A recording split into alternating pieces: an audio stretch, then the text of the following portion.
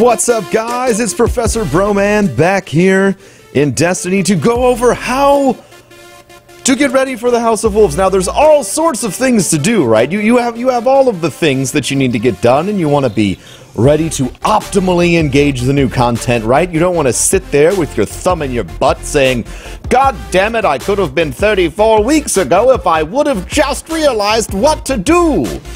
So, what we're going to talk about today is a couple of things we learned from the last DLC release and whether or not they are applicable this time, if they've been directly addressed or not. And just, some, in general, best practices, okay? So the first thing that you're going to want to do, if you really want to advance fast, is probably edge all your factions. What's edging your factions mean, bro, man? Well, let me tell you. Basically, if you roll a package before the DLC comes out, and there is obviously lots of debate about this, but if you roll the package before the DLC comes out, it may or may not, upon opening it, contain new legendaries, things of that nature. But if you edge all your factions, which means you get it up to, let's say, 2,480, and then you do one bounty as soon as the DLC drops, you get a package that came from that DLC, which means you can get some new stuff.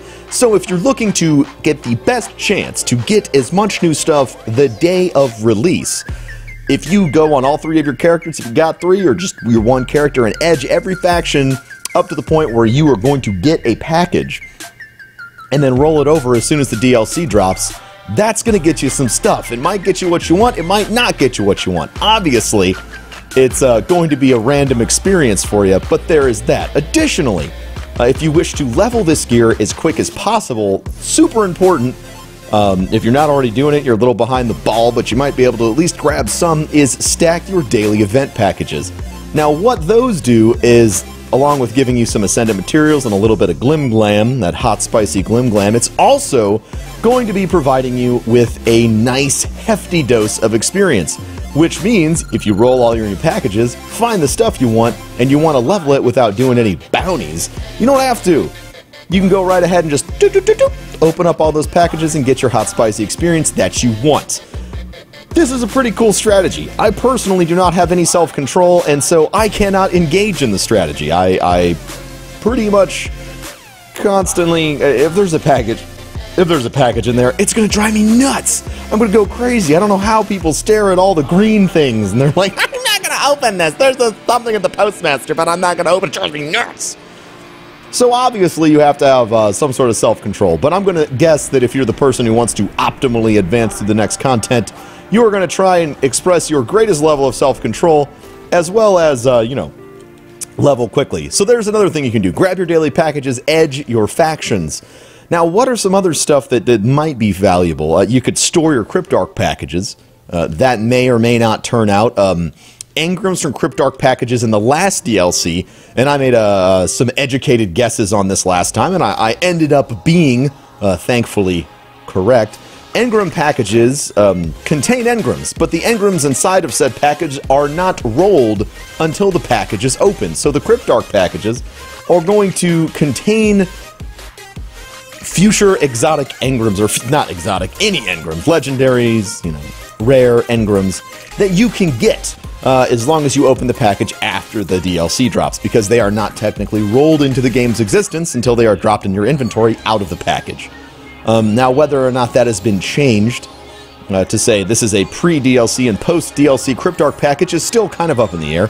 I certainly don't know the answer to that question, and none of us will until the DLC launches, but it is something to keep in mind. Now, there's a few other things that are a little bit more obvious, and I'm sure you've already thought of. Obviously, you want to max your Glimmer. Leveling up gear is super expensive. So having max Glimmer is going to help you out a lot. You're not going to hit a wall where you're like, great, I was having so much fun growing quickly in the game, but now I don't have any Glimmer and I'm totally boned. Time to go farm Glimmer.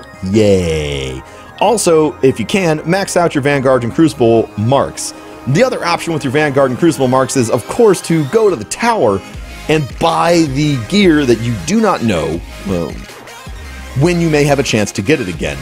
There's all sorts of discussions of when you're going to be able to get gear and how it's going to drop, but right now, if there's any gear from any faction or Vanguard or Crucible that you want to go now and you want to pick it up. because you don't know when it's going to make a return.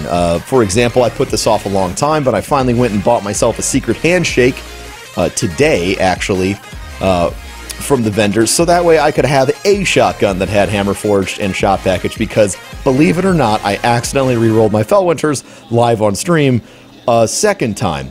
But this is how we learned that locking your gear doesn't prevent it from re-rolling or reforging, so guess what? Watch out for that in the next DLC. This is an issue that I brought up while I was at Bungie, and they were like, really? It's like, yeah, it totally got broke. It totally re-rolled even though it was locked. They were like, you're sure it was locked? I was like, yeah, the lock was still on it before and after it got re-rolled. So it's a big nasty mess. Make sure you stay away from that. So as you go throughout the tower, take a little extra time to visit each of the vendors and think, do I want this? Do I want this? In addition, if you don't have anything that you want to buy and you still need some stuff, you can take your marks and buy, of course, all of the materials that you'll need. The destination materials are still things that you're going to need to upgrade your stuff.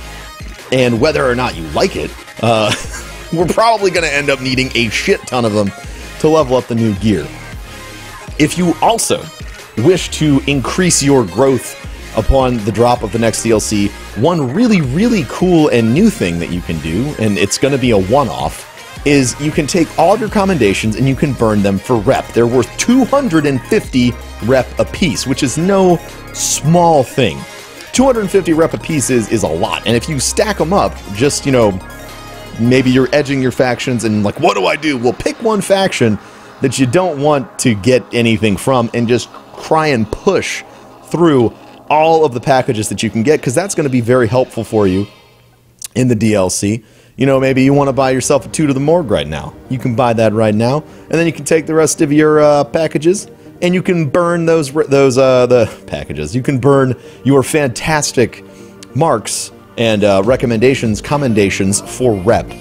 Now, there's a bit of a debate, and I would personally side with the fact that if you burn something for rep, it'll probably go towards whatever you're wearing. So if you're maybe curious, like, oh god, I don't know, and you want to get yourself a few future war cult packages, hang on to those commendations, burn them all at once, and then pow, you got yourself a hot spicy package that you were not expecting to have at all.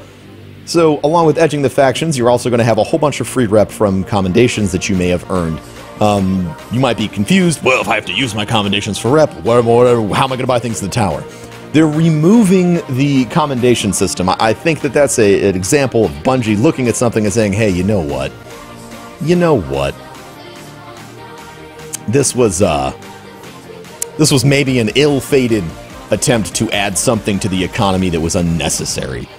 And you know, you can't get too mad.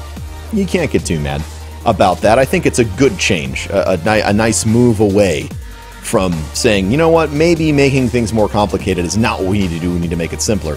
In addition to all the stuff I already said, there's one more really, really important thing. If you are super curious, you will in fact be able to take all of your current gear and move it, elevate it, upgrade it, ascend it to level 34, regardless of how you got it, whether it's from Season 1, whether it's from, early game, right, Season 1 or Season 2, which was, the period of time that we're in right now with all the Crota's End and all that fun stuff. Or you can take your gear and, when you upgrade it, you can look at everything. You can be like, oh man, I want to look like this. I want to have these perks. So you can also use your marks to buy the stuff you want. Now, I realize this is a little late in the game, right? If you want to max out your marks, you won't be buying anything. But it is a great way to kind of prep for the future, and then you don't have to worry about saying like, damn it, I had the chance to buy this before and now I can't. My soul is ripped apart. Now, one of the benefits that's happening, and I know I mentioned farming out Maximum Glimmer, but this is probably where we will end right here with our sexy friend, the Speaker. But the Speaker is going to have a new role once the DLC drops. Yeah, he's got all this fun stuff. Yay, I don't care. Right? Just kind of what we always have thought. But he's going to have a new set of things for you to do. He's going to have a materials exchange. And one of the key things in the materials exchange is if you have anything that you don't want anymore, 800 Ascendant Shards, unknown amounts of Ascendant and Radiant energy and shards, he's going to be able to take those things, turn them into stuff you want, or if you don't want it for anything else, you can turn it into Glimmer. So if you're worried about being too poor, as long as you've stockpiled a ton of Ascendant stuff, or Radiant stuff, or Motes of Light, or Strange Coins, or whatever it is, you're going to have a fantastic materials exchange to get you the things that you need faster. And honestly, that's one of the things I'm the most excited about in the DLC because, hey, I hate getting time wall blocked inside of a game just because there isn't a way for me to get something I need a faster way. You know, like I've wished for a long time that I could turn my Ascendant stuff into things that matter. And Glimmer is always going to matter, even a little bit, no matter how far you are in the game. Thanks for watching today, guys. I hope this helped you think through a little bit of the House of Wolves prep that you might need to engage in over this next week. You got a little bit of time left today, and then you got a whole week before the DLC drops, and then we are going to be in the House of Wolves together starting next Tuesday. It's so exciting! Also, you can take this as a fresh invitation to come on over to Twitch and watch me. I will be streaming 16 or more hours that day on my Twitch channel, going over all the new stuff, playing through the new things, maybe doing some Prison of Elders, and it's going to be a great time. It's going to be a great time. So come on out for that as well. I will try to continuously remind you and be annoying about it because I want you to be there. I love sharing experiences with you guys, and that is one experience I cannot wait to share with you. Thanks for watching today, guys. Make sure to rate, comment, and subscribe, and don't forget that I fucking love each and every one of you, and I will catch you next time in Destiny.